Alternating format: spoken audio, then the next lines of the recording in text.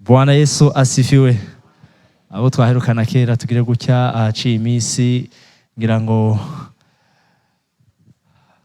kumutagira mufanye tu hivi hakuna shida. Haleluya. Ariko muragwaye amaboko canke mugire gutya. Hari ibintu bibiri bikenewe gusa kandi mubwiza kumenya yuko nitwava ngaha mu isi tukaba mw'Ijuru tuzoba turi umwe, nta motife ntaho uzoncikira, nzoba ndi wewe nawe uzobura jewe. Haleluya. Kandi ikindi naco dushima Imana ko Imana duhaye umugoroba mwiza kugira ngo dushobore gusubira guhura tuyishima. Ijambo rya kabiri, abanezerewe muvuge muti amina. Nta motife nayo kunezerwa ni ngombwa, twese tugwiza kunezerwa kandi ngo muhore mugize gute? Mugize gute? Muhore kandi umunezero wanyu no kubwa neza kwanyu kumenywe n'abantu. Abanezerewe muvuge muti amina. N'abashavuye muvuge muti amina. Abanezerewe muvuge muti amina. Turakundana? Ukizobaranga ko muri abanje n'urukundo muzamufitani hagati, abakundana muvuge muti amina. Vyokunda kwibwira abantu nka batanu, uhaguruka ubwire nka abantu nka batanu, I love you. Tindagukunda, uti kandi ndagukunda nkuko Yesu yankunze.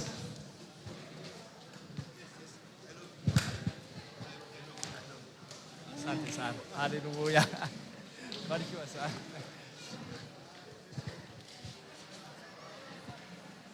Nabicaye inyuma mwacungwe mwese, nta motife, muhaguruke muramutsa abandi.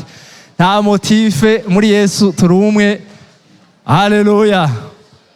Muramukanye mwifurizanye amahoro n'urukundo byo muri Kristo.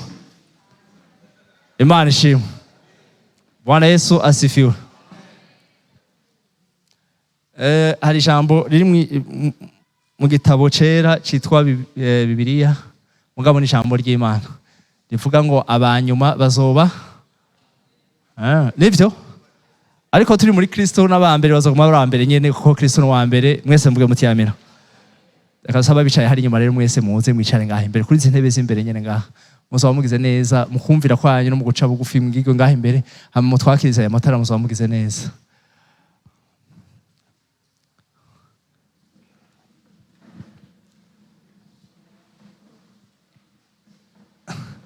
Jana nasavye ko muza kuri izi ntebe z'imbere mwamugize neza.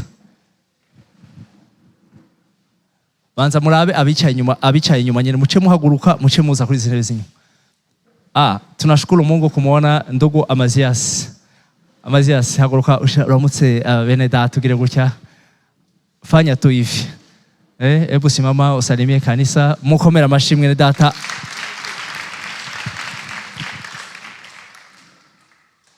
Avuye Karemi, nibaza ko twifurije ikaze. Nta muntu yamufasha kugira ngo amusigurire, nibaza ko ikirundi kimugora kumva. Wende ikale tu pale pembeni ya pastor, atakusaidia. Mazias, wende kaketi pale. Bwana Yesu asifiwe. Tubonye mwene data Jamari yaramaze imisi atari hano. Jama haguruka nawe uramutse ishengero, turatukugerewe, Imana yakurinze. Haleluya. Bwana Yesu asifiwe. Nawe yari yafashe urugendo agiye muri Canada, nibaza ko Imana ishimwe ko yagarutse amahoro. Yabanye nawe igihe yariyo. Abandi bose natwe rero twakirane. Nanje nafashe urugendo, Imana yarandinze, nagiye amahoro ngaruka amahoro. Imana ihabwe icubahiro.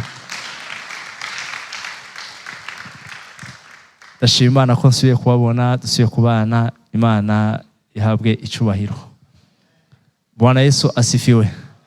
Turi mu nyigisho rero, nibaza ko ziriko ziradufasha abari ko razukirana, nibaza ko atazoba abahombe. Nibazoba abahombe namba, nimwashishikara mukazumviriza mukazigumya, zizobabera inyungu ikomeye cyane. Turashima Imana rero kandi ko mbona uno munsi mwabaye benshi. Rero Imana vyo ibihebwe icubahiro. Turiko turiga ku gitabo c'Inyigisho Yohana. Nibaza ko hariho abatunukiye ibibazo, hariho ababajije ibibazo, ariko mbona ivyo bibazo vyinshi harimo nibitajanye na sujet turiko turiga. nciye bugufi suko nanse kuvyishura nagira ngo manze nsabe imbabazi gato abo bantu babaje ivyo bibazo haba kuri Facebook ngira ngo cyane cyane nagira ngo ndabamenyeshe batwihanganire gato ariko dushishikare kwizera umwami Yesu duhore twiteguye mu mwanya tutararonka inyishu z'izo bibazo dushishikare twiteguye nashaka yuko ivyo bibazo twovyishura duhejeje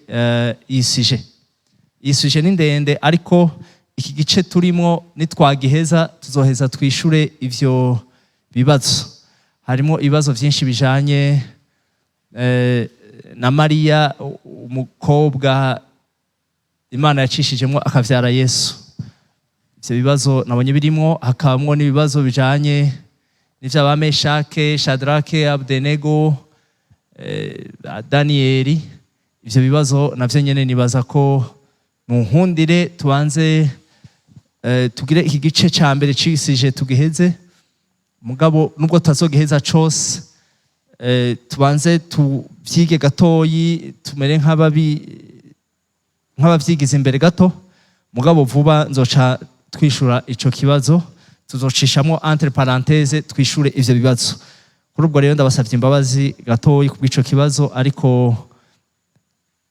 no kubw'ivyo bibazo nibaza ko vuba tuzovyishura atari muri iki kiganiro dushobora gukora ikiganiro kwaco tukavyishura nibaza ko bizoba ari amahoro n'umunezero tuba turaba nke dukorana na bene data dukore inyigisho kuri ivyo bibazo kandi vuba nibaza ko bizogenda neza ariko kurindira ko twishurwa ivyo bibazo dushishikare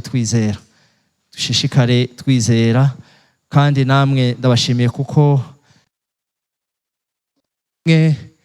navyo twari gushiramo twavuze ngo ni vyinshi cyane ariko ibyo turiko turiga muri iki gitabo cy'Inyigisho Yohana twarabonye ko ari nka resume y'imyaka 7 nako y'isomene Imana yahaye umwana w'umuntu n'ivyo yaremye kugira ngo bibeho Imana yaremye mu isomene imwe ariko yemera kuhereza ivyo yaremye navyo iyindi yinga imwe iminsi 7 yo kugira ngo vy'ukuri iyo minsi tubayeho n'ivyaremwe bibayeho mugabo bishobore kubaho vy'ukuri muri iyo minsi 7 iyo minsi 7 nayo ni isomene mugabo twabona ko umunsi umwe niko twayibonye ungana n'imyaka 1000 imbere mu myaka Imana yaremye burya si iminsi 7 gusa Imana yaremye iminsi myinshi ibihe birebire umwana w'umuntu acumuye vyarahindutse niho umunsi umwe rero maso y'Imana wagiye kuronka imyaka 1000 ukangana n'imyaka 1000 bisigura rero ngo Imana yaduhaye iyo myaka 7 yindi nako iyo minsi 7 ingana n'imyaka 1000 nkuko twabibonye kugira isubire bibeho hama twarabonye ko kuva ku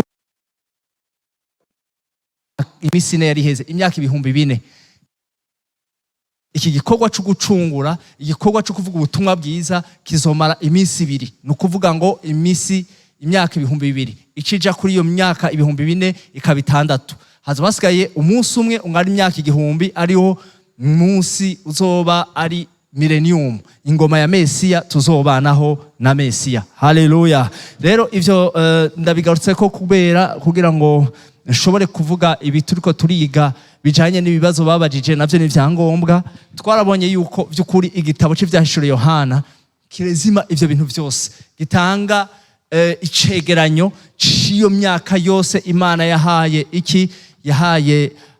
umwana w'umuntu n'ivyo yaremye kugira ngo bibeho hama inyuma y'iyo myaka 7 iyo myaka 7,000 iyi si izovaho iyi si muboni izoca mu muriro ibe isi shasha hanyuma n'Imana ngo nizo bikiba mw'Ijuru zose ibanire n'abayizeye rero umugeni wa Kristo uzoba wese yaraganjanye na Kristo akagira gute agashobora kubana na Kristo azobana nawe muri Yerusalemu nsha nico gituma nabwiye ngo Yerusalemu nsha nico gituma bayita nayo ngo ni umugeni wa Kristo kubera iki igisagara ciza kizobamwo umugeni wa Kristo no kuvuga ngo rero bana b'Imana haleluya igituma navuze ibi mvuga nibi nukuvuga ko Imana turiko turiga iki gitabo cy'Inyigisho Yohana tubone ngene Yesu ubwiwe yakigabuye abwira Yohana ngo andike ibi wandike ivyo wabonye ce que tu as vu ivyo wabonye aravyandika mu gice ca mbere cy'Inyigisho Yohana igice ca kabiri igice ca gatatu aravuga ngo wandike ibiriho nukuvuga ngo ubuzima bw'ishengero Yesu ubwiwe niyo yabimwibwiriye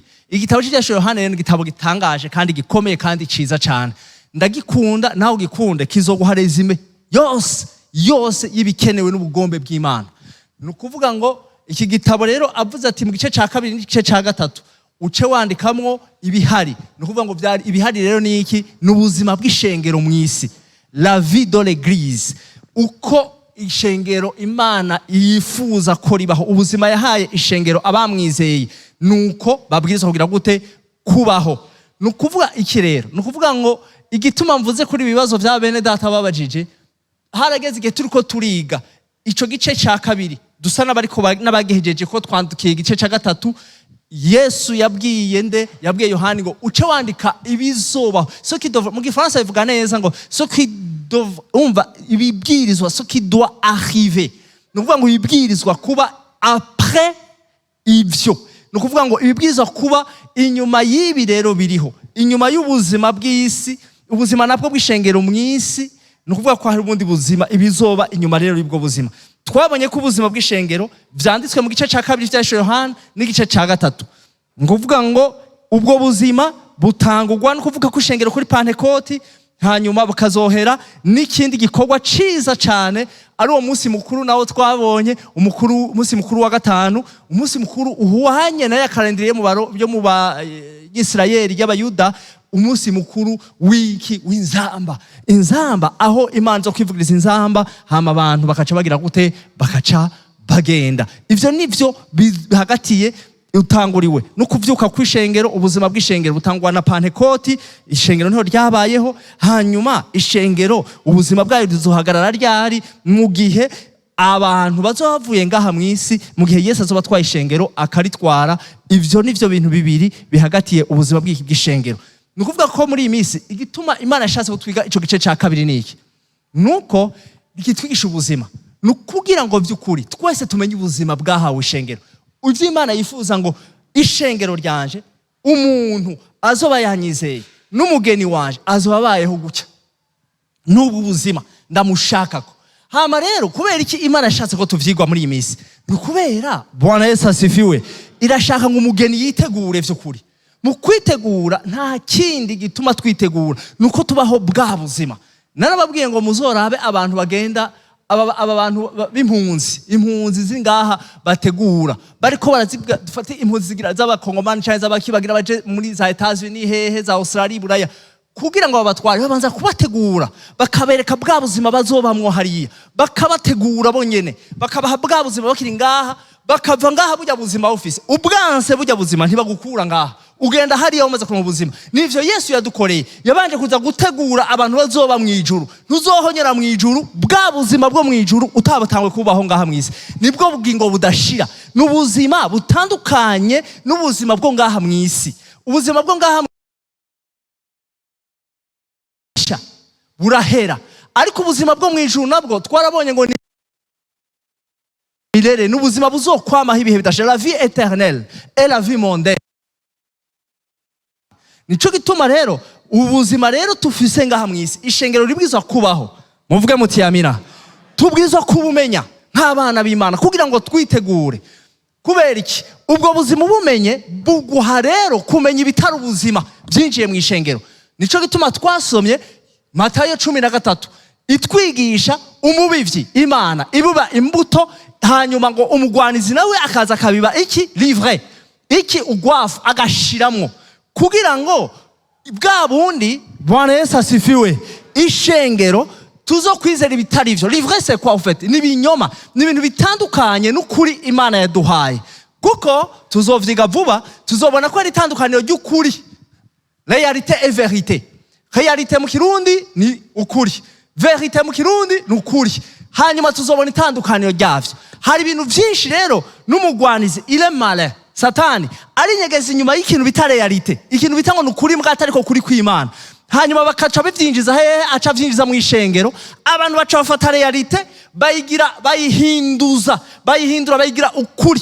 Kandi ivyo vyose vyafashe kubera iki? Kubera abantu benshi barasamaye, hajemo ibintu vyinshi vyuko umenga hari abantu babwirizwa kwigisha, hari abantu babwirizwa gusoma ijambo ry'Imana, hari abantu twashizeho amakategori mu vy'Imana, hari aba babwirizwa kudusomera, aba babwirizwa kutwigisha, aba no. Ico nico kibazo cabaye, kica gituma abantu benshi rero batamenya, badasobanukirwa kubera kudasoma, bakazana ikintu c'ikiverite co muri iyi si bakacita ngo ni ivy'Imana, ngo ivyo n'ubugombe bw'Imana, ariko ari fo. Kandi ivyo n'umugwanizi yabikoze kugira ngo, kuko iyo verite uyimenye iraguhindura. Iyo verite ukuri ukumenye kuraguhindura, haba transformation. Ariko iyo realite uyimenye nta transformation igera ibaho, ugu muri wa wundi ushika ama situation ugasambana kwa kundi, ukabesha kwa kundi, ukica kwa kundi, ukabesha kwa bya bindi, kubera twuzuranya ama realite. Ivyo rero twarabizanye, nivyo twise ngo ni binyoma. Ivyo tubimenye gute ko ari binyoma? Iyo wamenye ukuri. Igice ca kabiri, David de l'Église, umenye ubuzima bw'ishengero, ukamenya bumeze gutya, hama kacuvuga ati none ibi navyo ko tubibona mu ishengero kandi bitavuzwe mu buzima Imana yaduhaye, nuko duca tubisobanura tukavuga tuti ibi navyo rero ni binyoma. Iyo umuntu amenye ibinyoma ntapfa ahindutse. Iyo umuntu afashe realite akayishira muri we ntapfa ahindutse ngo agire ishusho nk'iy'Imana, aba kwa kundi nyene. Nico gituma rero twize ico gice ca kabiri. Nivyo nibi rero bavuze, babaje ibibazo biri muri kategori y'ibinyoma, kategori y'ibinyoma. Kandi vyose no kubera ikintu, kubera kudasoma ijambo ry'Imana. None kubera ko abantu badasoma ijambo ry'Imana, kubera ko abantu abizera bose badahimirizwa gusoma ijambo ry'Imana, ico kibazo cavuye vyagenze gute? Navyo nitwe twagiye turaraba, kandi ababishoboye tuzogera tubibandanye tubisubiremo. Ariko naba babaza ibibazo, kubera iki? Nimba nk'umuntu abaje ati kubera iki none umuntu aguma asaba Mariya, kubera ko umuntu aguma asaba Mariya, sabira ivyo bivahe? Ni mu ijambo ry'Imana. Nivyo tuzocukumbura rero. Abantu mwese muzokurikirana ico kiganiro tuzogikora, mubone uko ijambo ry'Imana nawe nyene Mariya ivyo yivugiye, uwavyaye umukobwa yavyaye Yesu, mwumvirize ingene yivugiye icari, nuko akwiye gusabwa, nuko byoba bikwiriye ko yunamirwa canke yogira gute, ntavyo nzi. Ivyo canke asengwa, ivyo ntavyo nzi. Ivyo bimvuga ko vyose tubirabe mu ijambo ry'Imana, mu muco w'ijambo ry'Imana. Nitwishuze iki? Ubwenge bwacu. Nitwishure biciye mu madini yacu, ntaco bimaze. Ariko twishuze iki? Ijambo ry'Imana. Ijambo ry'Imana ni iki? Ni itara n'umuco. Ijambo ry'Imana n'umuco, ni nako ijambo ry'Imana rivuga nyene ngo ijambo ryanje ni itara rimurikira ibirenge vyanyu mu nzira. Rero tuzokoresha ijambo ry'Imana turondera umuco kuri ivyo bintu. Nibaze ko batwihanganiye, kandi namwe mwihangane. Bwana Yesu asifiwe.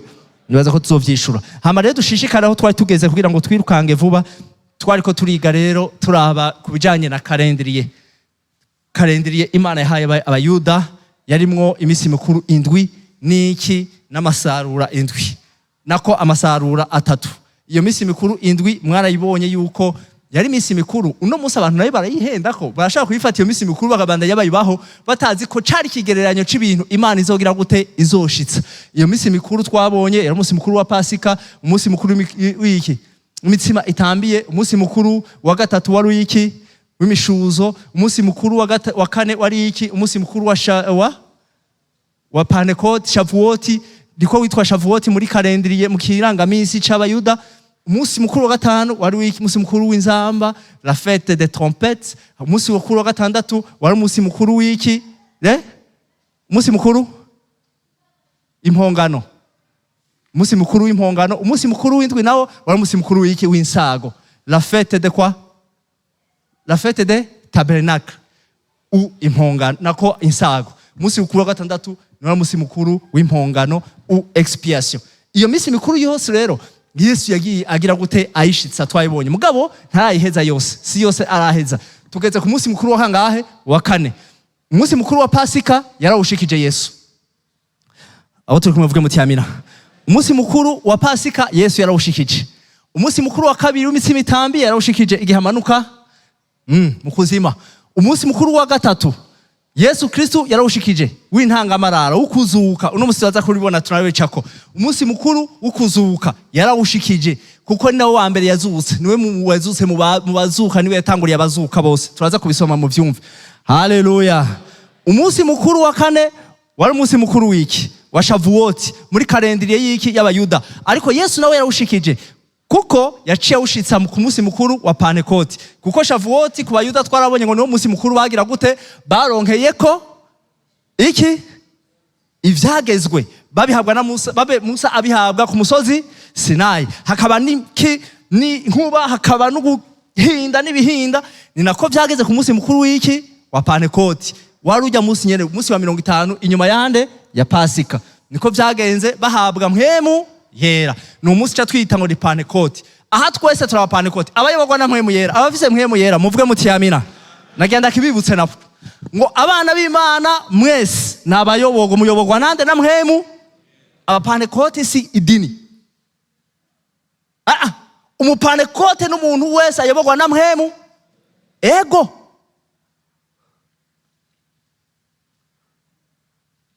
Oya, umupentekote si umuntu yambara ishipo igera hariya hepfo. Si n'umuntu yambara ibikokora atazinga. Oya, umupentekote n'umuntu wese ayoborwa na mpwemu. Mwavyumvise? Abo turi kumwe mvuge muti amina. Ngo twebwe turi église de réveil c'est quoi? Réveil ni iki? Réveil no kumenya Imana, no kumenya Kristo. None womenya Kristo utigishijwe na mpwemu yera? Udahishuriwe na mpwemu yera? Ico nico bisobanura. Pentekote bisigurwa ngo umuntu wese ayoborwa, umupentekote n'umuntu wese ayoborwa na mpwemu. Munaza kubira ngo n'umupentekote ntuzomwemerere. Vuga uti amina. Vuga uti jewe nanje diki umupentekote. Bapentekote bari ngaha mugira gutyo. Abo bose basha bitwa abana b'Imana rero. Haleluya. Bwana Yesu asifi. Abapentekote bari ngaha mugira gutya pe. Abayoborwa na mpwemu yera. Abatayoborwa nawe na mpwemu yera nabo tugire gutya. Abifuza kuyoborwa na mpwemu yera basi nabo. Abifuza. Abayoborwa na mpwemu yera. Abo bigihaze nabo bavyifuza mugire gutya. Naco twese hamwe abavyifuza bazi ko ari ivyo kandi bikenewe. Tugire gutya. Oya, simbandanya kabisa. Bwana Yesu asifiwe. Bwana Yesu asifiwe. Mushaka iki? Twige ibintu tugira iki? Twuzuze ibi bijambo mu mutwe gusa atani ico bimara. Atani ico bikora muri twebwe. Umuntu wese ayoborwa na mpwemu yera ahinduka agasa n'Imana. Agasa na mpwemu yera. Abera, les saints, turiko turiga. Uwera twarabicishijeko. Uwera niki? Uwera, umuntu yera n'umuntu ariko arayoborwa na mpwemu yera. Mukumva? Umuntu ariko arama ivyamwa vya mpwemu yera. Uwo niwe yera. Twarabonye itandukana ry'umukiranutsi n'uwera. Umukiranutsi aba yizeye ukiranutse. Kristo niwe akiranutse wenyene. Kristo niwe mukiranutsi yabayeho. Kristo niwe mukiranutsi. Nukuvuga ngo uwizeye ukiranutse, Imana imubonye imubona ko ugukiranuka. Shengero muvuge muti amina. Murazi nk'ubu jewe ndashobora kwambara nkama ngenda neza nkakora ibintu vya bindi abantu mwese muvuga ati ibi bintu uyu muntu ibi bintu ariko arakora no mukiranutse. Ntibibaho. Hariho n'amadini yambariye ugukiranuka kw'abantu, abayeho arondera gukiranuka kw'aba. Umuntu avuga ati kuko umva Bwana Yesu asifiwe. Bya bintu byose tuzi ko bijanye n'ivya kamere ku mubiri ari yaranje mu bantu ntibiboneke hama kugira ngo abantu bamwite ngo numukira. Ayo nayo mapiège abandi bantu baguyemo. Uragowe wa muntu we urondera ugukiranuka kuva mu maso y'abantu. Urahiriwe wa muntu we urondera ugukiranuka kuva mu maso y'Imana. Imana ikakuraba ikavuga ngo mbonye umukiranutsi wanje mwisi, wewe uri umuhigwe. Ni waba uri muri abo uvuga uti amina. Yes, hari abakiranutsi mu maso y'abantu. Hari n'abakiranutsi mu maso yande? Umukiranutsi mu maso y'Imana n'umuntu yizeye ukiranutse. Namanda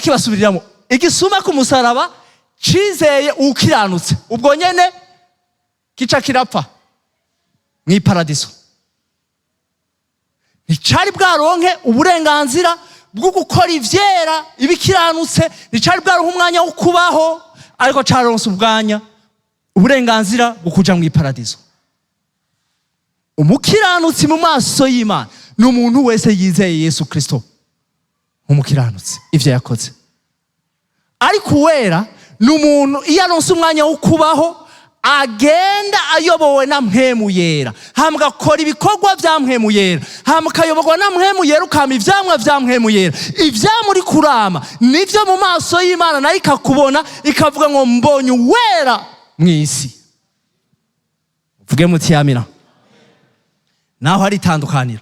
Nico gituma rero ndababwire aya majambo mvuga nko haleluya, Bwana Yesu asifiwe. Dushishikare kuba abapantekoti, abayoborwa na mpwemu, tubirondere kandi tube abana b'Imana, kandi twifuze kuyoborwa na mpwemu yera. Mwumve Abagalatiya 5 kivuga guki, uyoborwa na mpwemu yera ivyo akora ngo bitandukanye gose, ngo uyoborwa na mpwemu yera agakora ivyo mpwemu yera yifuza, ngo kamere k'umubiri ngo bizoba binyuranye gose, ngo kuko ivyo mpwemu yera yifuza binyuranye n'ivyo kameremere k'umubiri kifuza. Ngo ivyo kameremere mu bibiri kwifuza mpwemu yera aravyanka, ngo ivyo kameremere k'umubiri gakunda mpwemu yera aravyanka, ivyo mpwemu yera akunda kameremere k'umubiri karavyanka. W'ivyo bintu bibiri mpwemu yera na kameremere k'umubiri naho bizopfa bihuriye. Rero muri abahigwe mwebwe muyoborwa na mpwemu yera, ni mwebwe muzoragwa ubwami bw'Imana n'ubwami bw'Ijuru. Imana ibaho umugisha. Nivyo rero gituma turiko tugico ca kabiri turiko turarangiza, ubu tusara bakirangije, ubu tugeze ku munsi mukuru rero wa kane. Uwo munsi wa kane no umunsi mukuru wa gatanu. Uwa mbere waraheze Pasika, akazi kukuja kuzimu agakora ivyo akora yarahejeje, akaja no kubwira ubutumwa bwiza impwemu zari ziboheye zibatumviye Imana mu gihe cyo kuva mu gihe ca Nowa. Yaragiye arakora ivyo akora, abohora n'abari mu gikiriza kwa Aburahamu, abakurayo abashira hehe muri we mw'iparadiso. Igice ca gatatu, Bwana Yesu asifiwe, yarazutse. Uwo munsi mukuru wa gatatu yarawushikije. Umunsi wa kane wa Pantekoti yaraje yarawushikije, kuko ubu Yesu ngaba mu mitima yacu mu buryo bwo kwizera, kandi uwo mpwemu niwe Kristo. Reka mwumve bana b'Imana, mpwemu niwe Kristo, Kristo niwe mpwemu. Ubu aba ngo mu mitima yacu mu buryo bwo kwizera. Ico carashitse. Ica gatanu nico turindiriye c'umunsi mukuru wa gatanu rero. Ngo n'umunsi mukuru w'iki? W'inzamba. Uwo munsi mukuru ijambo ry'Imana ritubwira ngo data ngo nihazoza kuvuza inzamba, ngo kukamo k'umumarayika, ngo mbwa ngo no ku nzamba y'Imana bivuga ngo bom bom bom, ngwino mukwe w'umuhungu wanje. Iyo nzamba niyo turindiriye, uwo munsi mukuru niyo turindiriye, kandi ngo ni vuba. Ngo abarundiranye igishika, ngo niho biteze ukuzova ku mwami wacu, ngo aturindiriye hariya, ngo tukaza tugatogwa tukagenda. Uwo munsi ni ukwikira. Reka ndababwiza ukuri, umunsi wa mbere niba warabaye neza ukaba kuri ca gihe nyene, uwa kabiri ukaba gutyo nyene, umunsi wa gatatu, umunsi mukuru wa gatatu ukaba kuri ca gihe nyene, umunsi wa kane ukaba umunsi mukuru wa kane ukaba kuri ca gihe nyene. Nta kizobuza ku munsi wa gatanu, umunsi mukuru wa gatanu nawo uzoba. Kandi reka ndababwiza ukuri, ko afise mpwemu w'Imana uwo munsi mukuru nturi kure cane, uregereje gusumvya uko tuvyiyumvira benshi. Abatavyumva ko wegereje, mugabe subiye kubabwira, kandi mpwemu ya nawe arabibutsa ngo ni mugabe. Abatavyumva mu mitima yanyu ni mugabe, ni mugabe. Nta muntu nifuza ko azosigara ngaha muri isi mu gihe ca Kristo. Muri aba bantu tugiye kubona nta numwe ndavyifuriza, kandi mbona ko mwicaye ngaha. Reka ndabasubire basubiremo, hari umunsi tazoronka umwanya wo kwicara ngaha gutya.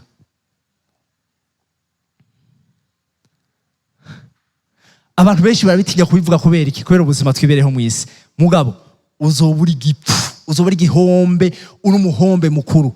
Iyi minsi yose wizeye hamwe wowe wariyizereye busa. Kristo atari we witeze no munsi, utiteze uyu munsi mukuru kwaza gutora ishengero. akagutwara nawe n'ubusa. Inyigisho z'uno munsi umutwe w'amajambo uranavuga gute? Nivyo tugiye kwiga turabandanya vya bindi, ariko uvuga ngo le ciel chez nous, passage obligé.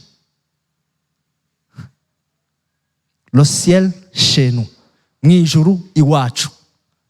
Abizeye Kristo nagenda babwira ngo mwese iwanyu ni mw'Ijuru. Bwana Yesu asifiwe. Abahamagawe mugatoranywa iwanyu ni mw'Ijuru. Passage obligé. Hari umugabo yagize ibintu by'amasambusa hariya hirya, sinzi ko murakabona, urenganye guke yaciye fata agapankarte akandika ko ngo passage nukuvuga ko kirazira kurengana ngaho utari isambusa, utaje kugura isambusa. Kaya gapankarte rero, Bwana Yesu asifiwe, mukimure hariya mugashire ku ijuru. Mw'Ijuru ni passage ngira mpinyuza abantu bavuga ngo hari ibindi birengeye ijuru, nta bibaho. Tugiye kuvyiga muzoyibona. Nta muntu numwe azoganzanya na Kristo imyaka 1000 ataciye mw'Ijuru. Uno munsi turirukanga mu tubisome mwana shima. Nta n'uyu azoganzanya na Kristo imyaka 1000 ataciye mw'Ijuru, nta ubaho. Nta n'uzoshika Yerusalemu musha. Noneho Yerusalemu musha azoba ari ryo juru nyene rimanutse rero. Bwana Yesu asifiwe. Twebwe izo manuka ari dusanga ngaha ku isi mugabo twarariciyemwo tuhazi. Nous sommes les citoyens du monde, du ciel plutôt. Bo mw'Ijuru hariya turahazi, twe tuba tuhazi deja. Bwana Yesu asifiwe. Rizoza dusanga ngaha twibereyo mugabo dusanzwe turabaho. Tuzokumva ivyo tuzoba tugiye gukorayo rero igihe tuzocayo. Uno munsi muvyumve, passage obligé guca mw'Ijuru. Twariko turiga rero tuvuga tuti hari ivyo bihimba bitatu rero vyo gusarura. Muri kalendrier hariho gusarura ijambo ry'Imana rivuga ngo gutatu les moisson ngo nukwimbura. Kwimbura rero mugabo twarabonye principe, abo twari kumwe abatari bahari musubira inyuma mu bisome muraba n'ama video, les principes ziki zo gusarura zo kwimbura. Twarabonye ngo muri ico gihe cyo kwimbura, haba ku Pasika, haba kuri Pentecote, Shavuoti, haba mu gihe c'insago, muri ico gihe cose barimbura. Mu gihe ca Pentecote nako ca Pasika bakimbura iki orge, arivyo twita iki pishita mu Kirundi. Mu gihe cande ca Pentecote bimbura iki ngo blé, ingano. Hanyuma mu gihe mu gihe c'imisi mikuru itabernakuro naho insago ngo bimbura ibindi vyamwa. Muri ico gihe mugabo Imana yarababwiye ikintu gikomeye twabonye, twasomye mu Barewi. Avuga ngo imbere yuko muzokwimbura muzobanze mukureho imishuzo muyikureho, hanyuma muyizane muhereze umuhereze mukuru agire gutaha imijagira imbere yanje, hamada uburenganzira bwo kwimbura ibindi. Nivyo twabonye. Iyo principe rero nayo Kristo yagize gute, yayishikije uko nyene. Haba yimbura mu gihe ca Pasika, ubu hari yimbura rindi rya kabiri rije kuba rero inyuma yande ya Pentecote. Hari abantu bagiye kuzuka. Yimbura ryabaye harabaye kuzuka nyuma ya Pasika.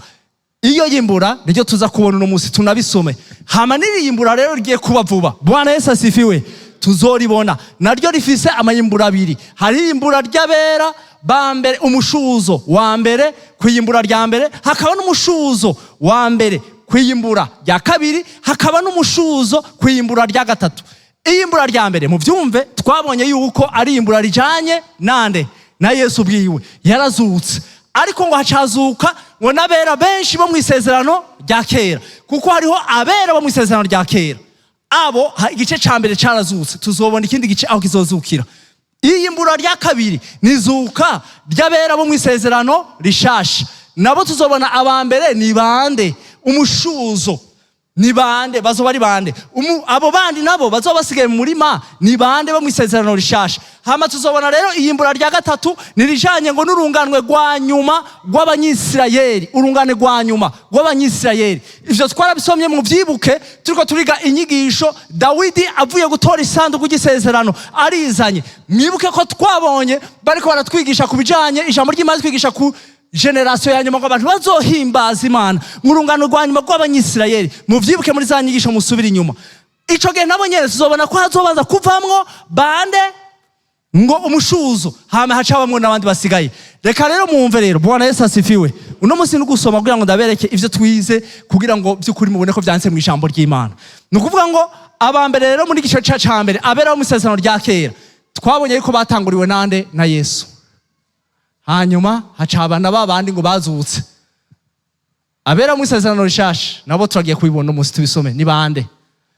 Abera mu isezerano rya kera nako mu rwanwe rwa nyuma rw'abanyisirayeli, dernière génération y'abanyisirayeli ni bande, batandukanye gute? Umushuzo wabo ni bande? Umugwi wa mbere. Turi kumwe abantu b'Imana. Bwana Yesu asifiwe. Mwihangane aha biracagoye ariko nitwagenda inyuma rero. Umuntu atari kabikurikirana ibi, hari inyigisho tuzokwiga inyuma bizomugora gutahura. Mugabo bikurikirane mu byumvirize, bizotuma mushobora gutahura neza bikurikira. Abera mu isezerano rya kera, izuka ryabo, iyimbura ryabo n'ibice bibiri. Abera mu isezerano rishasha, izuka ryabo ibice bibiri. Abera bo mu rungano rwanyuma rw'abanyisirayeli ibice bibiri. Bibiri byo mu isezerano rya nyuma,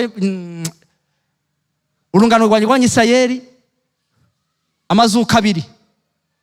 Mubera mu isezerano rishasha amazuka abiri. Mubera bo mu isezerano rya kera. Izuka rya mbere ryo mubera bo mu isezerano rya kera ryarabaye, niwo mushuzo, abandi barasigaye. Muri iyi minsi mugiye kubona naryo izuka rya mbere ryo mubera mu isezerano rishasha. Muri iyi minsi muzoyibona.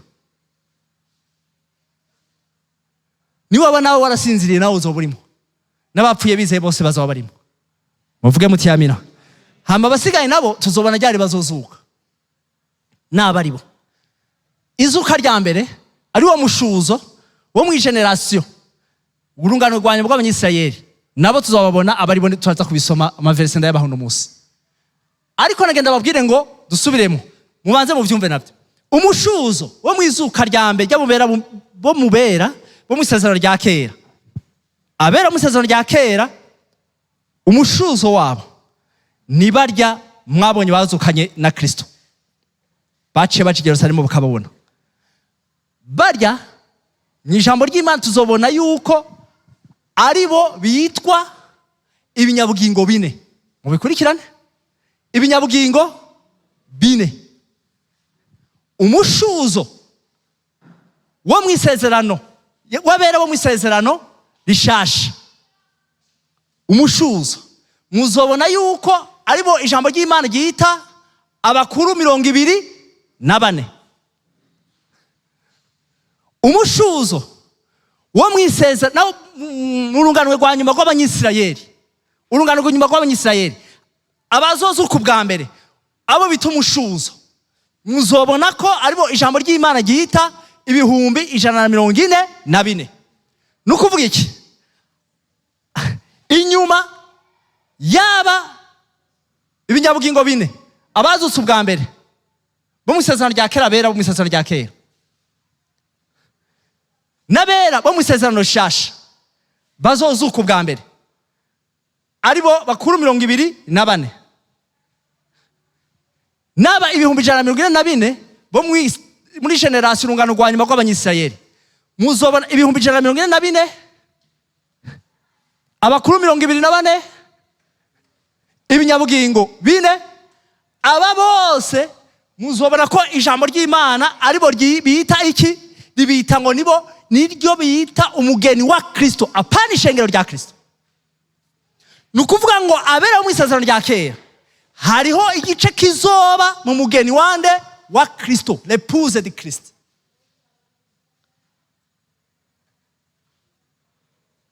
Abera igice ca mbere aribo bijyabugingo 24, abakuru 24. Ico gice nico kizoba mu mugwi waba bita umugeni wa Kristo.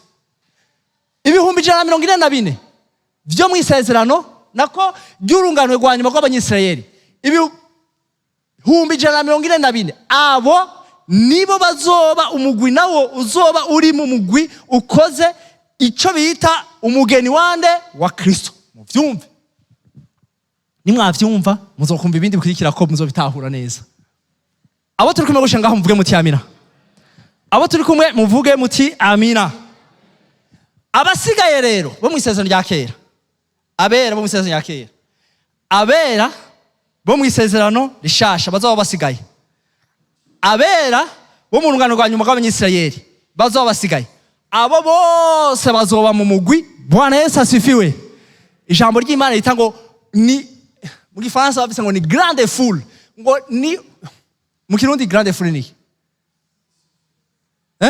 isinzi ry'abantu ngo bazoza nabo badusanga hehe mw'ijuru. Nivyo nshaka ko dusoma uno munsi. Hanyuma Bwana Yesu asifiwe. Turiga uno munsi naho twabivuze tuti rero murumva yuko abera bazozuka. Twumvise umuce wa mbere wabera mu isezerano rya kera bazozuka kabiri, harimo umushuzo n'abandi bazozuka ubwa nyuma. Abera bo mu isezerano rishasha harimo umushuzo n'abandi bazozuka ubwa nyuma. Abaye mazuka ngahe? 4. Urungano rwa nyuma rw'abanyisirayeli harimo umushuzo 144 n'abandi bazozuka ubwa nyuma. Abo bose rero murumva ko habaye amazuka ngahe? 6. Tuca dushiramo izuka rya mbere watanguriye abandi bose kuzuka niwe Yesu Kristo. Nukuvuga ngo abera bose bazozuka inshuro zingahe? 7. Ubu rero tugiye kugabura, mwumvirize. Hariho izuka ry'abera, hakaca haba n'izuka ry'abande ry'abatizera. Résurrection des justes, résurrection des injustes. Résurrection des injustes, abatigeze bizera Kristo, abo bazozuka rimwe gusa, bazukira kuja muri Gehenomu. Bazozuka duheje kuganza imyaka 1000 na Kristo, bazukira urubanza rwa nyuma bagenda hehe? Muri Gehenomu. Abo ni batwita iki?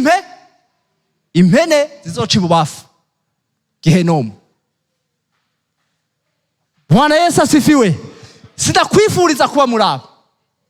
Muraza kudekuvura utuntu tumwe twasoma. Izuka naryo ry'abera, les justes ry'abagororotse, rizoba muki? Mu bihimba 7. Tubanza tubisome mu vyumve.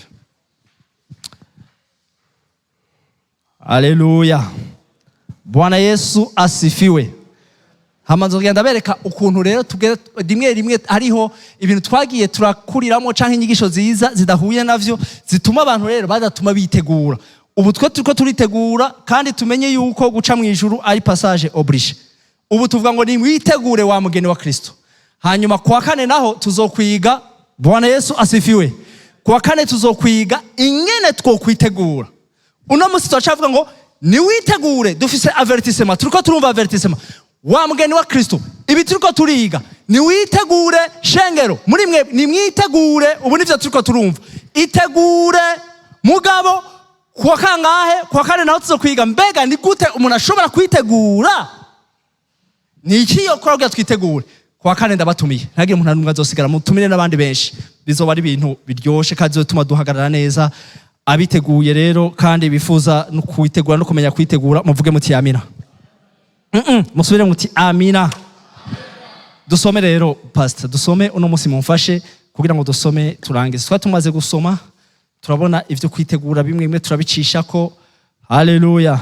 Naho twagiye kubona rero yuko kubera iki twitegura nuko ari itandukaniro rero ry'umugeni wa Kristo n'ishengero. Abantu benshi baravyitiranya. Ishengero ritandukanye n'umugeni wande wa Kristo. Umugeni wa Kristo n'umuntu yiteguye gusa. Ishengero naryo ringana n'umubiri wa Kristo. Nico gituma twasomye handi mu Baroma igice ca 5 umurongo wa 14. Pastor hadusomeye hatwereka ingene Imana tubwira ngo tugume muri Kristo. Tugume muri inde? Muri Kristo. Kugira ngo igihe azogaruka ntazosanga turi kure yiwe. Tugume muri Kristo. Mbega tuguma muri Kristo kubera iki? Kubera ari wadushizeho. Tuzobona ko ari umuntu yadushize muri Kristo. Nta muntu numwe ashobora kuja muri Kristo adatwaye na data. Muvuge muti amina. Nta nuyu. Data yadushizeho, rero dusaba ngo gumayo. Gumayo. Muri Yesu niho. Muri Yesu niho. Nivyo? Abavyemera mvuge muti amina. Gumamwo. Bakia ndani ya Yesu. Kandi ikubera iki? nta numwe yishizeyo yavuze ngo nta numwe ashobora kuza kuri jewe Kristo ngo atazanywe na data. Tuzosoma n'ahandi ngo data wenyene ngo niwadushira muri Kristo, ngo kandi Bwana Yesu asifiwe, ngo natwe tugumeyo. Tuzokwiga rero ni gute umuntu ashobora kuguma muri Kristo. Kuwa kane kabisa karibu sana. Ni ngene umuntu yoguma muri, ni gute umuntu yokwitegura, ni gute umuntu yoguma muri Kristo. Muvuge muti amina. Tuzokwiga ibintu bikomeye n'ukuri, tuzokwigamo ibintu bikomeye kandi muzoze ndazi. Tuzokwiga de inyigisho z'impemu, inyigisho z'impemu atari z'umubiri. Kuwa kane karibu sana. Mungu awabariki kandi azobashoboze muzobe muhari. Abatazoba tutari nabo yashimye ko tugenda tuzoruhukire muri Kristo, tuzotwimwe paradizo. Muvuge muti amina. Twarabonye ibitandukanye ingene yabyishengero, ivyo nivyo nkeneye rero ko mumva. Twari dutanguye rero usoma muri Apocalypse chapitre 6 verset 9 na Apocalypse 24. Kubera iki ndashaka igituma turiko turiga gutya birashobora gucanga abantu. Umva igice ca gatatu n'icya gatatu gihezwa niki, igice ca gatatu gihezwa niki, kuko dufise ibice bitatu muri Apocalypse byashoye Yohana. Igice ca mbere kivuga Yesu, ivyo yabonye Yesu nk'iki, nk'umuherezi, kandi abona Yesu nk'ikimazi kimwe gusa catanzwe. Inavyo biratwigisha tukaca dufuta ibindi bintu byose by'abantu bita abaherezi bakuru n'iki n'ibindi bintu byose bidusaba gutanga ibimazi, byose turabifuta kuko ikimazi catanzwe n'amaraso y'Umwami Yesu Kristo, kandi umuherezi wacu aracariho ni Yesu Kristo. Muvuge muti amina. Ivyo ni vyiza. Ico ni igice ca mbere. Igice ca kabiri kitwigisha ubuzima bw'ishengero hehe mw'isi. Tumaze kumenya tukamenya n'ibindi bintu byose atari byo byinjiye mw'ishengero, tukabishira kure, tugafata ivyo twahawe tukabishira muri twebwe, bikaduhindura bikadushushanya n'ayashusha ariyo Kristo. Muvuge muti amina. Ubuzima bwa Kristo rero ishengero zohera ryari habaye ukugenda kwande k'umugeni wa Kristo. Niyagenda rero muvuge muti amina. Mwese muvuge muti amina. Ivyo biherana n'igice ca kangahe? Ca gatatu.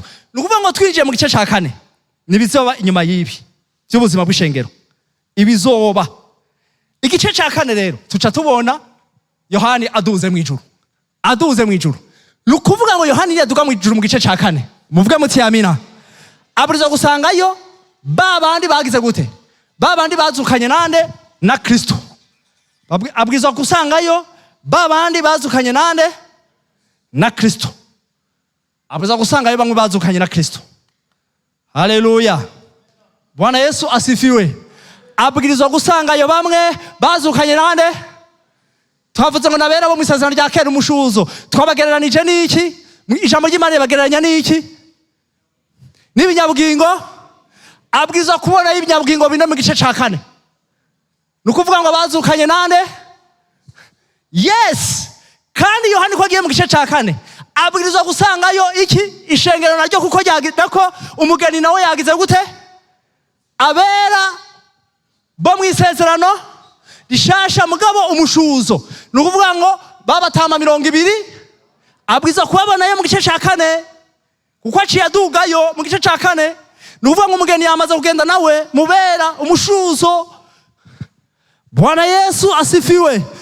Abataza kubonayo muvuge muti amina. Ni bande? Bya 144, kuko babo ntiharagera ko baza mw'ijuru.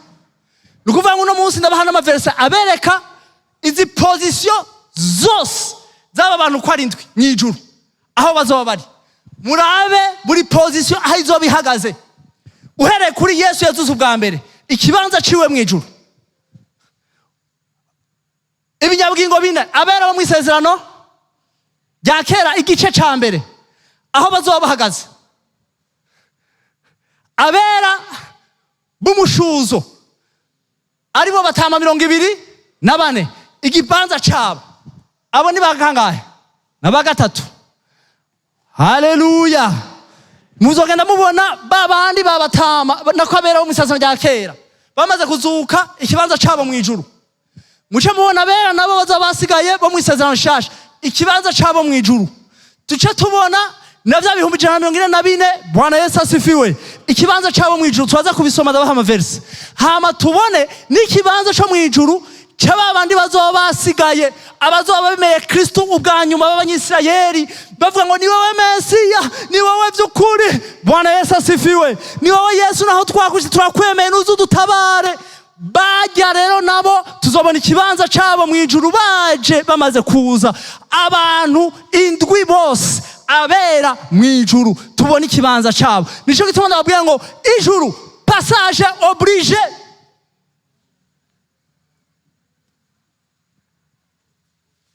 Hirya y'ijuru mwaba Kristo mwe nta kindi murindiriye, passage obligé. Byo kubera vyiza rero. Bwana Yesu asifiwe. Ugiye mu bambere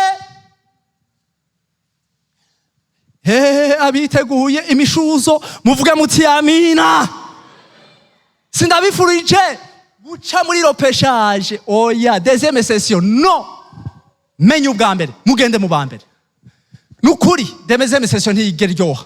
Mwe muzi ko mwebwe ndabibwira mwebwe kubera umuhari. Abera mu isezerano rya kera bacisinziriye ni mubareke. Jewe ndabwira mwebwe ubu kuko nitwe bituraba. Nukuri préparez-vous. Kwa kane karibu turabenge twiprepara. Muvuge muti amina. Muvuge muti amina. Préparez-vous muzogende mu bambere. Kuko abera bo mu isezerano rishasha bazosigara.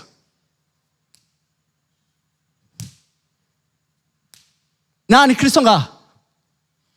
Ndiko ndabikora gutya mubibonesha. Sinzi expression ubiha mu mutima wawe. Hari abariko babona icuya bikaza ngo nicuya gutya.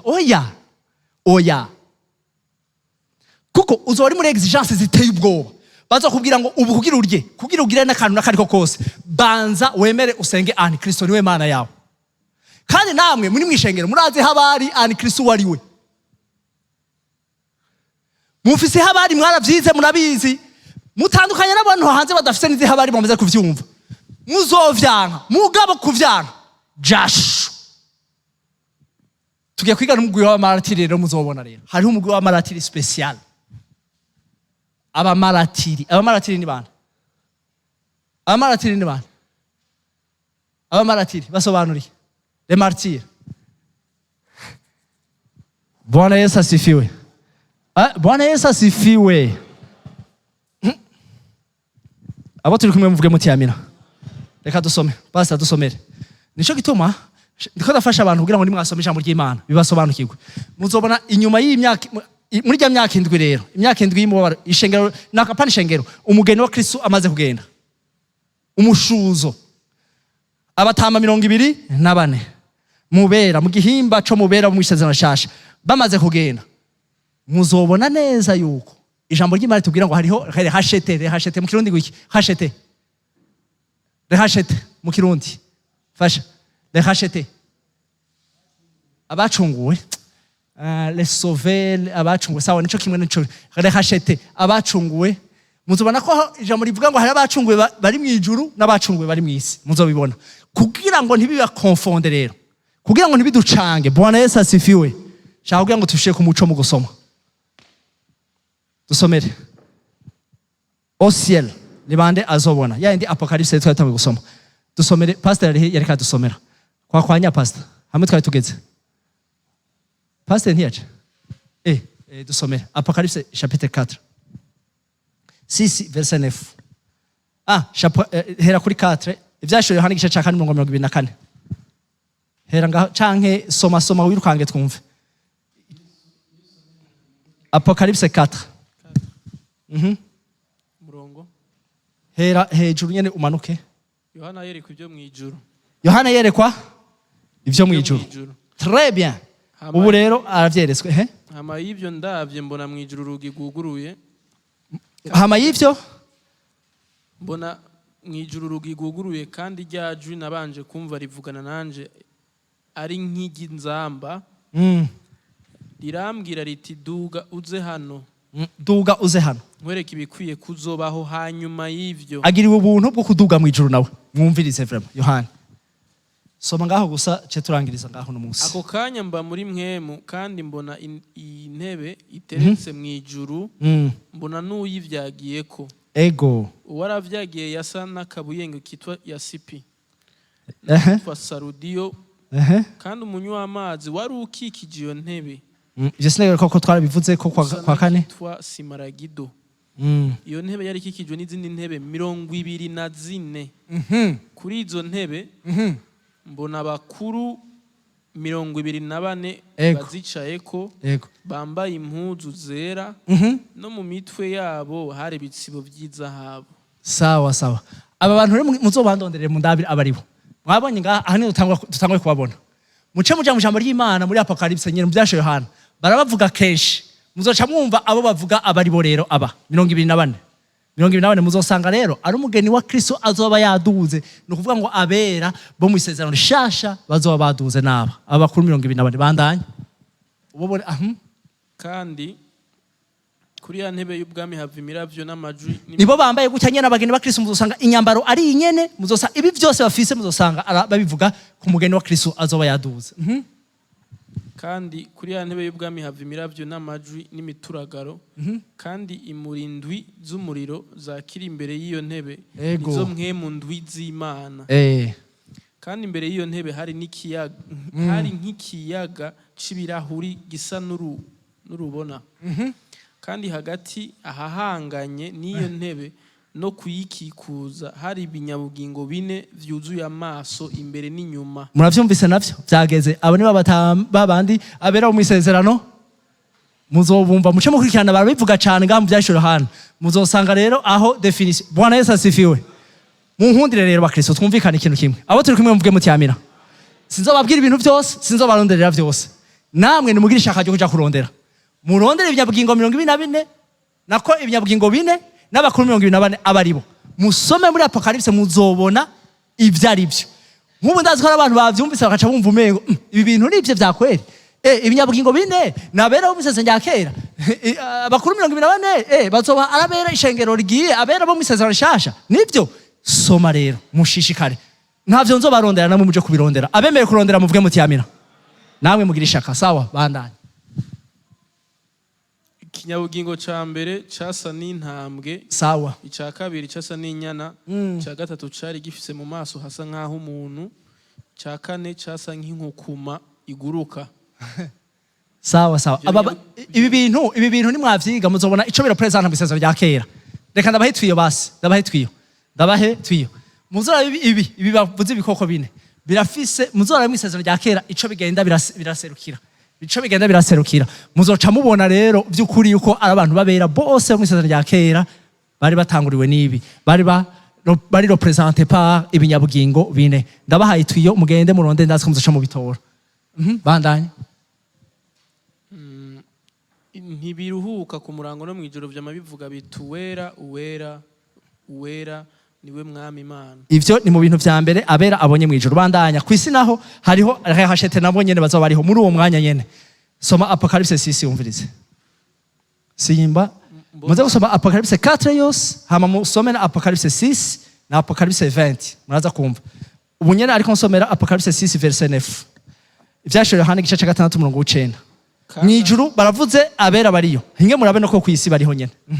Kandi amenye ica gatanu kimatani ico gitabo mbona musi y'igicaniro impwemu z'abishwe babahura ijambo ry'Imana. Hariho abantu bazohaga bavuga ati wapi abana ba martiri rero. Abana ba mbere abamaratiri sur l'autel céleste. Hama tuzatubona bashitse mw'ijuru abamaratiri nyene muri Apocalypse 20 verset 4. Soma Apocalypse 20 verset 4. Soma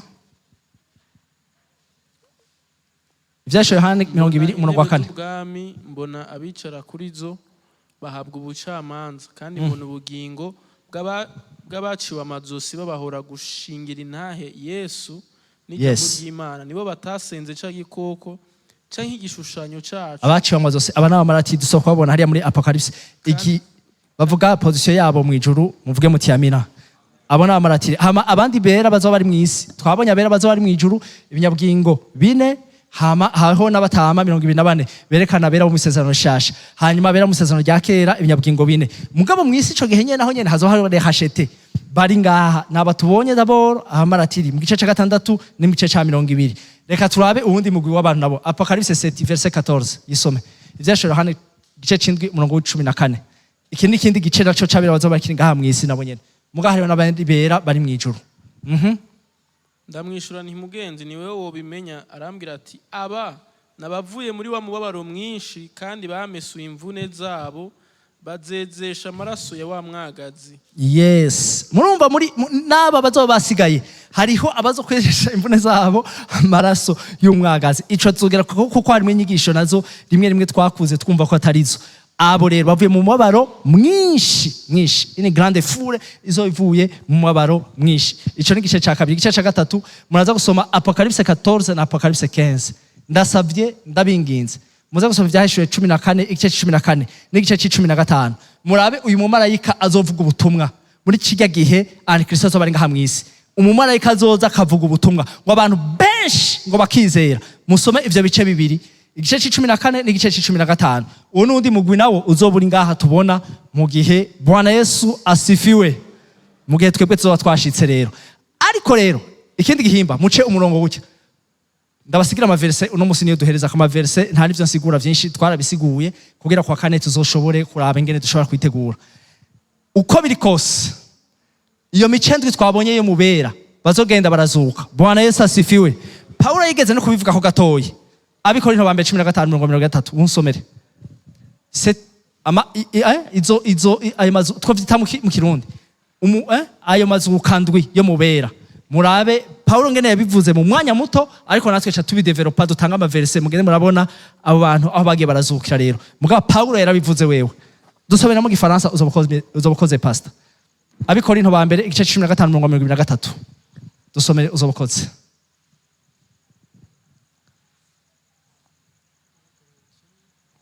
Corinthiens 15 verset 23. Mu Gifaransa no mu Kirundi Abikorinto ba mbere igice 15:23 tumere nk'abakwanya. Yavuga ngo cette résurrection s'effectue selon un ordre bien déterminé. Cette résurrection s'effectue selon un ordre bien déterminé. Ariko umuntu wese mu mwanya wiwe. Hera ku 24 uzobokoze. 24. 22 wewe uri mu Kirundi pasa no duhere ku 22 haruguru. En effet, de même que tous les hommes meurent du fait de leur union avec Adam, tous seront ramenés à la vie du fait de leur union avec le Christ.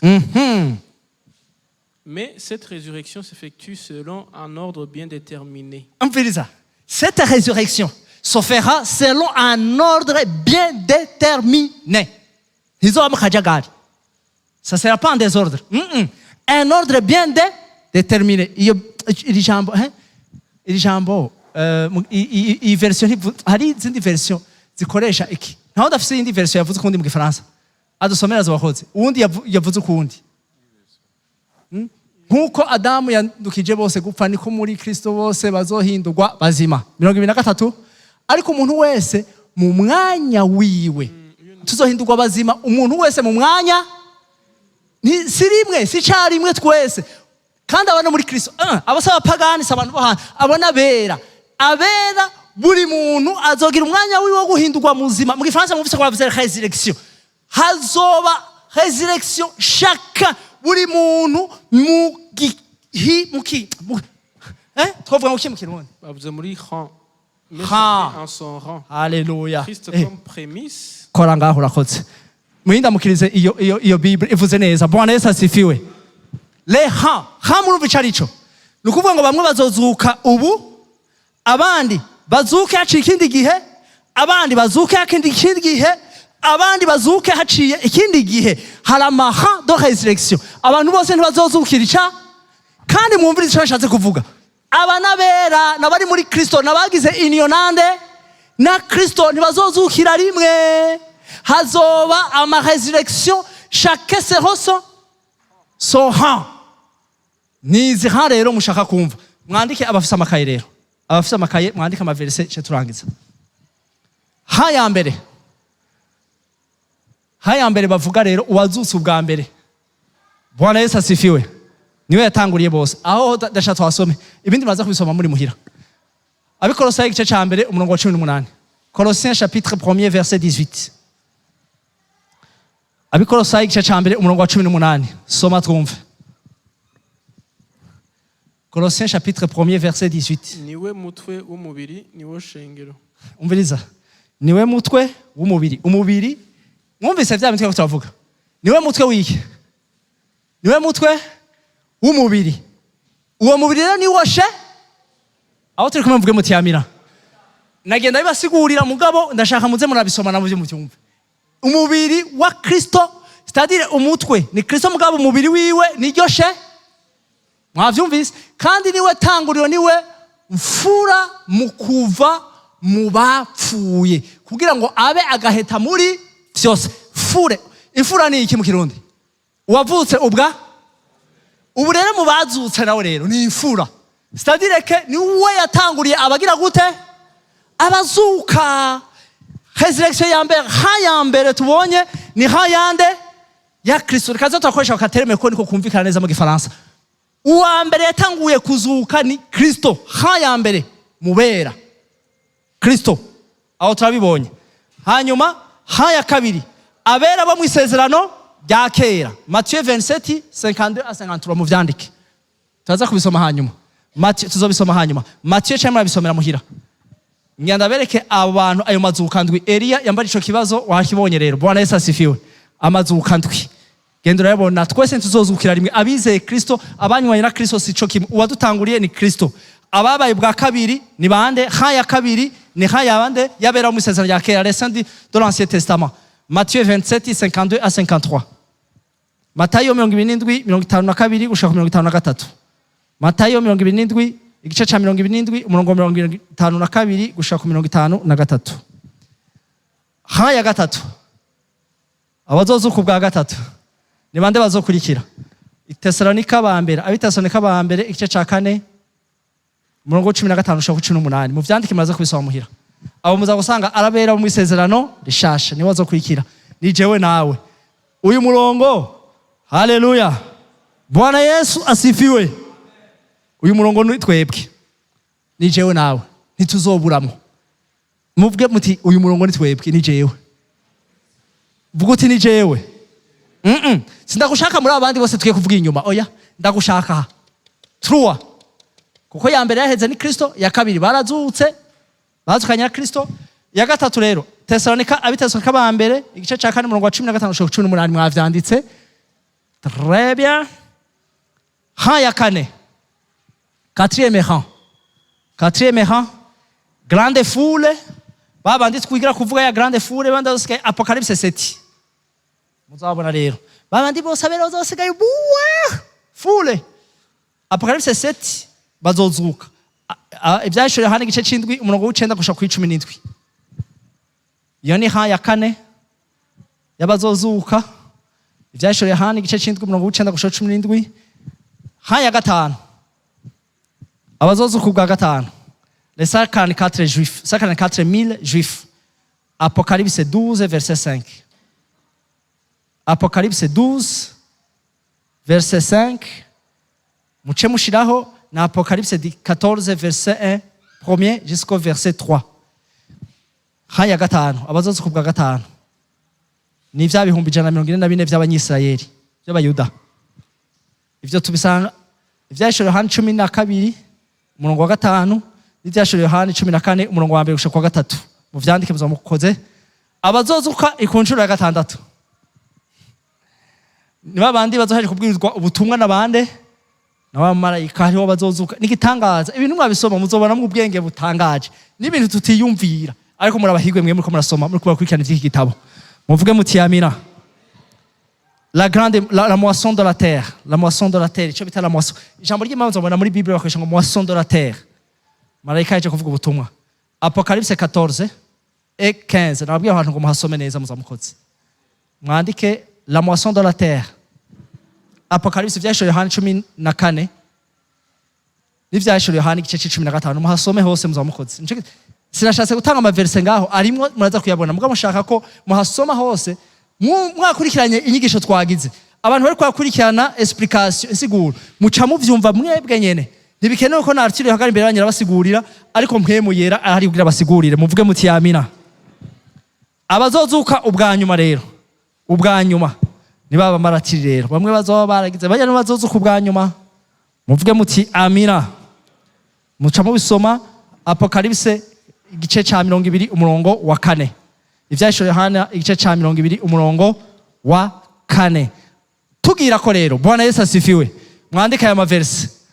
Abo bantu bose tuvuze amapozisiyo yabo rero nabemereye mw'ijuru, aho bavuga bazoba bari mw'ijuru bose, kugira ngo ndababwire ngo nta muntu n'umwe atazoca. Nimba mushaka kuzobana na Kristo, kuganzira na Kristo imyaka 1000, nimushaka kuzobaho ibihe bidashira, mwese mubwiza guca mw'ijuru. Muvuge muti amina. Pozisiyo zabo mw'ijuru. Apocalypse igice ca mbere. Pozisiyo ya Yesu. Mugera murandika hamwe mwanditse premier ka Yesu Kristo niwe yavutse ubwa mbere. Baca batubwira na pozisiyo yiwe mw'ijuru. Pozisiyo yiwe mw'ijuru. Muza kubisoma muri Apocalypse igice ca mbere, ivyo twarabisomye. Guhera ku murongo 12 gushaka ku 16. Muraza kubona ikibanza ca Yesu mw'ijuru. Uwo yarazutse, niwe yatanga kuzuka mwabibonye. Naho ari mw'ijuru. Abazutse ubwa kabiri ni bande? Nimba mwanditse neza bakurikiranye nimumbwire. Abazutse ubwa kabiri ni bande? Abazutse ubwa kabiri, deuxième rang. Ni bande? Abera mu isezerano? Twese dusubira. Abera mu isezerano? Okay, abore ikibanza cabo mw'ijuru. Ivyahishije Yohana igice ca 4 guhera ku murongo wa 6 gushika ku 8. Mwandike. Abazoze ku bwa gatatu ni bande? Abazoze ku bwa gatatu. Troisième rang. Abazoze ku bwa gatatu ni bande? Abo turi kumwe muvuge muti amina. Abariko barakurikirana muvuge muti amina. Abazoze ku bwa gatatu ni bande? Troisième rang. Ariko abirabure kuri ko mudakunda gukurikira inyigisho. N'abanyafrika. Murashonje? Bwana Yesu asifiwe. Bwana Yesu asifiwe. Hano babwira ngo mwisomeye neza rero. Imana ishimwe. Abazoza gutondera tuzotanga ama envelope ku bantu. Tuzotanga n'ibiribwa, n'ivyo kurya, imiceri n'ibiharage, isukari. Rero abazoronka kuwa mbere naba. Kuwa mbere twasanga hamwe mwese mwuzuye kandi mwo vyandika. Banaka na banaka mwese mushamusha sinazohava ndabihusha. Abazogira gute? Abazoronka kuwa kabiri naba mwo vyandika. Abazoronka kuwa gatatu mwo vyandika. Abazoronka kuwa kane mwo vyandika. Abazoronka kuwa gatanu mwo vyandika. Ariko turiko turavuga ibi ndazi ko ari ikibazo. Baza mumbwira abariko bari kwikana muvuge muti amina. Tugira turangize. Imana ishimwe. Abazoze ku bwa gatatu ni bande? Abera mu isezerano? Abo nabo ni bande? Ijambo ry'Imana ribita ngo ibinyabugingo abakuru 200. Sawa. Apocalypse 4 umurongo wa 4. Muraza kubona ikibanza cyabo nyene. Abazoze ku bwa kane nabo ni bande? Grande foule, sivyo? Apocalypse 7. Ivyahishije Yohana igice c'indwi umurongo w'9 gushaka ku 10. Abazoze ku bwa gatanu bya bihumbi 144 by'abayuda. Ivyahishije Yohana 14 guhera ku murongo wa 1 gushaka ku 3. Ivyahishije Yohana 14 ku murongo wa 1 gushaka ku 3. Abazoze ku bwa gatandatu Imana ishimwe ngo la moisson babandi bazosarugwa bo mwisi mareka heje kuvuga ubutumwa bwiza. Apocalypse 15 verset 2. Ivyahishije Yohana 15 umurongo wa kabiri. Abazozuka ku nshuro y'indwi baba maratiri muvuge muti amina. Ikibanza cabo mw'ijuru nabo Apocalypse 20 verset 4. Abo turi kumwe muvuge muti amina. No kuvuga iki uno musi cyane nshatse kwigisha.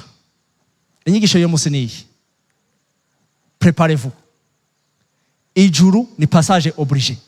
Nabivugize mu Kirundi, bega passage obligé mu Kirundi niyi. Nahantu ntagire ikindi kintu witega cuko uzobaho ubugingo budashira. Udaciye hehe? Kugira uce mw'ijuru naho banza witegura uno musi. Mbega umuntu yitegura gute? Rendez-vous kuwa kane. Umwami Yesu abahumugisha, Umwami Yesu abakomeze, Umwami Yesu abagirire neza, murabahirwe mwe muriko muri iki gitabo. Bwana Yesu asifiwe. Ibi vyahumetswe kugira ngo tubimenye, ntimubice kure, ntimubihunge, ntimubikurikirane, bizobagirira akamaro. Mwahiriwe mwebwe, ndasiye kubabwira ngo murahigwe mwebwe muriko muravyiga, murabahigwe mwebwe muriko murasoma ivy'igitabo cera. Ntagire ukura ko na kimwe, ntagire n'ukongera ko na kimwe. Yesu abagirire neza. Ndabifurije yuko mu minsi iri imbere aho abera bo mu isezerano rya rishasha wa mushuzo uzogenda namwe muzoba murimo. Ntimuzomusigare mu bizoba bisigaye mu murima. Mwimburo ugiye kuba mwebwe ntimuzosigare, muzogende mu mushuzo mube abambere. Yohana yaduga azotubone muri ba batama 24. Yesu abagire neza, Yesu abakomeze, mwitegure, umwami Yesu abagire neza, abakomeze. Murakoze cyane, amen. Rero ntivyoroshe ndabizi, mwihangane kandi mwakoze. Twarageje ko iminota 10-20, mwagize neza kwihangana, mukomeze kwihangana. Mwami Yesu ndagushimiye ku bw'abana bawe.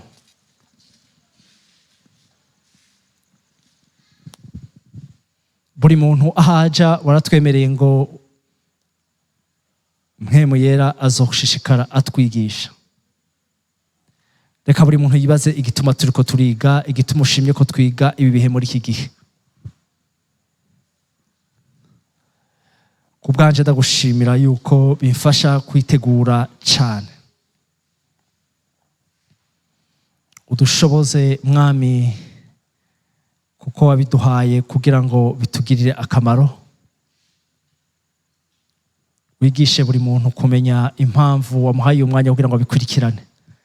Ushishikara umwigisha ibirenze ivyo twovuga, kuko urabona ko n'imyanya iba mito ku vy'ijuru, ku vy'ubugingo budashira.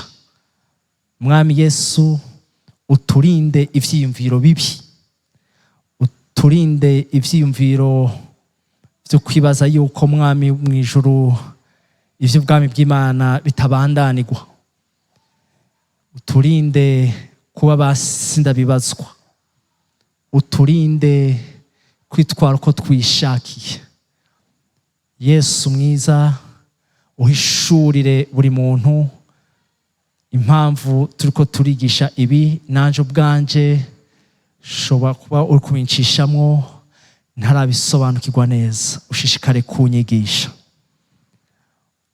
kandi wigishe na buri muntu agira ubwenge burenze nuko no byumva nanje, nuko no bitahura je wagiriye ubuntu bwo guhagarara imbere yabo. Mwami Yesu, twese hamwe tubone iri banga ririmo yuko ushaka kubwira abawe ngo bitegure Yesu, yuko uri kurategura umugeni. Dutandukanye umubiri wawe, dutandukanye ishengero n'umugeni wawe, dutandukanye mwami l'obligé, ingano et vrai. Dutandukanye mwami Yesu umugeni w'incabwenge n'umugeni w'ikijuju. Dutandukanye mwami Yesu uwiteguye, mwami hamwe na wa wundi afise tiédeur spirituelle, mwami wa wundi adakanye kandi adashushe. Twitandukanye nabo, utwigishe mwami Yesu yuko tutari bamwe. Utwigishe Yesu yuko turi mu ishengero mugabo tutari bwiza kwitwara co kimwe. Boba ari abapastori, boba ari abavuga butumwa, boba ari abungere bameze gute, boba ari abapotre, boba ari ekatitre zimeze gute. Yesu, nibaba bariho batariko bagendera mu kwizera, naho baba ari abavyeyi bacu, kuko baravuze ngo baje gutandukanya umugabo n'umuhungu, umuhungu na se, umukobwa na nyina, umukazana na nyina. Mwami, nivyo wavuze ucisha muri Simeyoni, wavuga ngo waje kugira ngo benshi bagwe abandi bahaguruke mu Banyisirayeli. Mwami Yesu, ndagushimiye kubw'ubushobozi buri mu ijambo ryawe. Utugirire neza, ungirire neza, ntihagire umuntu n'umwe mwami Yesu yoba afise titre mu vy'Imana nofatira ko akarorero, kiretse uwakwiganye akigana bambera, akigana ba Pawulo, akigana mwami Yesu, akigana ingendo yawe, akagira umutima wari muri wowe agahonyora aho hahonyoye, uwo tumwigane. Ariko ariko ntitwigane ntituhendwe n'amatitre abantu bafise mu ishengero, ariko tumenye ko ari itandukaniro ry'umubiri wa Kristo ry'ishengero n'umugeni. Tube muri babandi mwami Yesu bama biteguye, babandi bama bari maso, babandi mwami Yesu Kristo bagenda uko wifuza, bakora uko wifuza, bimvira uko wifuza mwami, bashira mu ngiro ijambo ryawe. Tube abo mwami bagendera mu kuri, batagendera muri réalité de son monde. Les vierges sages tube turimwo, ntitube les vierges bari intelligente bahabwa na réalité y'isi, ariko tube les sages bafise sagesse ivuye muri vérité y'ijambo ryawe. Mw'izina ryawe Yesu Kristo, ubwo bushobozi bukorere muri twebwe, buduhe kwitandukanya mwami Yesu Kristo. Tumenye yuko tubwiza kugenda nk'umugeni wawe, twame twiteguye, twame mwami Yesu Kristo tugenda nk'uko wagenze. Dukoresha ubwenge bwawe, dukoreshe la sagesse de la protection de la sagesse, tumenye aho tugomba guca hirya mwami, ntitwiyahure tuvuga ngo turi kumwe nawe, ariko mwami Yesu tugende nk'abawe vy'ukuri. Twemere kuba nk'intumwa zawe, twemere kumererwa nabi. Waravuze ngo ukeneye kuronka ubugingo budashira niyambura ubugingo bwiwe agukurikire, afata umusaraba wiwe. Natwe ivyo mwami Yesu Kristo ubiduhereze, twoye guhunga, twoye gushiraho inzira zacu, twoye guhunga mwami, ahubwo tugushingira intahe nk'uko Paulo yagushinga intahe, nk'uko Petero yagushinga intahe kemera bakamuca umutwe, nk'uko Stefano yagushinga intahe kemera bakamutera amabuye akicwa n'amabuye, nk'uko ba Yohani babatetse mu mavuta. Mwami Yesu, natwe ntidutinye imibabaro yo muri iyi si, ariko tugushingira intahe, udushoboze duhore twibuka ijambo ryawe, ariko byose ntitwiyahure mwami, tugende nk'ukubereye. Nawe umunsi umwe warozi kuciye ahantu baza kugira nabi, wemera gukubita ikorosi mwami, urarengana, kandi warusanze uzi ko badashobora kukwica. Uduha ubwo bwenge, natwe ntitwiyahure, tugendane ubwenge, turusha ubwenge abana b'iyisi, turusha ubwenge inzoka.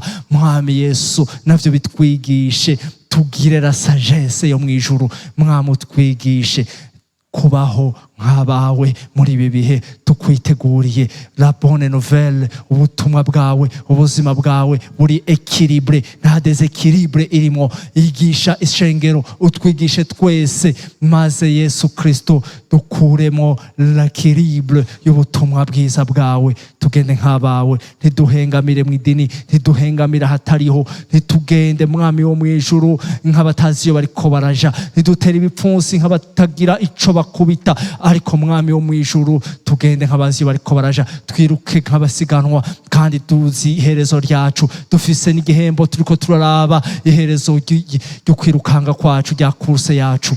Nuko mwami ugirire neza buri muntu yaje ngaha, umwiteho, umwibutse yuko nta n'umwe ashobora kuva mu kiganza cawe, ko washizweho na Data. Uraturinze kandi uratwitaho mwami Yesu Kristo.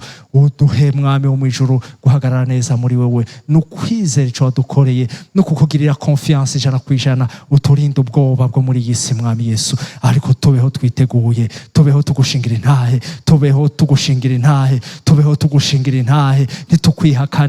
Ntitukwihakane, haba mu mvugo, haba mu ngiro, haba mu buzima tubayemo. Yesu, tubinyegu zawe vy'ukuri, tugushingira intahe. Igihe kirageze aho uje gutora abawe mwami, turavyumva mu mitima yacu, n'abavyumva bose ubahe kutadendebukirwa, ubahe kudasubira inyuma mwami, ariko dukomere. Umugororotsi wazobeshwaho no kwizera, ariko niyo njoro nawe ntazonezeza umutima wawe. Reka tureke kwiyonjora muri ibi bihe, isi iriko iradusugereza, isi iriko iraduteza ibibazo. Isi mwami n'abayo ni isi iriko irahera ihane vyayo, ntitubihanga amaso, ntitubikurikire, ariko mwami wo mw'ijuru turangamize imitima yacu n'ubwenge bwacu, tubishire mw'ijuru. Iyo tuzigame muri wewe, iyo turuhukiye twicaye muri wewe, aho uri iruhande rwa Data, ubuzima bwacu iyo buri iwacu ni mw'ijuru. Turangamize rero mwami wo mw'ijuru imitima yacu n'ubutunzi bwacu, aribyo mitima yacu tubibikeyo. Nuko ukomeze buri muntu, umugirire neza, umwiteho, kuko n'inyoni urazitaho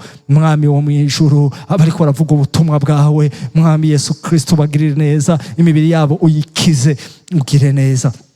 n'abagwayi bose bari ngaho bakize kugira ngo kugira neza, kugira ngo ube mu mubiri utagira ingwara. Maze data abariko barakora ubahereze mwami wo mw'ijuru, favere yawe nko wavuze wezagira imirimo y'amaboko yabo uyihezagire mu izina ryawe Yesu Kristo, kuko waravuze wiki uzoza tuzoba turiko turasya twese, babiri basya umwe agende undi asigare, twese tuje ku rusyo, ngo babiri bazoba mu murima bariko bararima, ngo umwe azogenda undi asigare. Reka tube uwo twebwe ari mu murima, mugabo mwami Yesu Kristo ariho murima ari uwawe, agenda nkawe, uhezagira imirimo y'amaboko yabo. Abadafise ico bakora mwami Yesu Kristo sinovuga ngo kibahereze, ahubwo natwe duhumura ishengero muri iyi minsi ya nyuma, twitaneho twiyumvirane ko abo turi kumwe mwami batagira ico bakora, mu izina rya Yesu Kristo twitaneho twiyumvirane, dushira hamwe ivyacu tubahereze bagira ico bakora, nabo hezagira imitima mibiri yabo, uhezagira nako imirimo y'amaboko yabo, muri twebwe atagira ico agomba afungura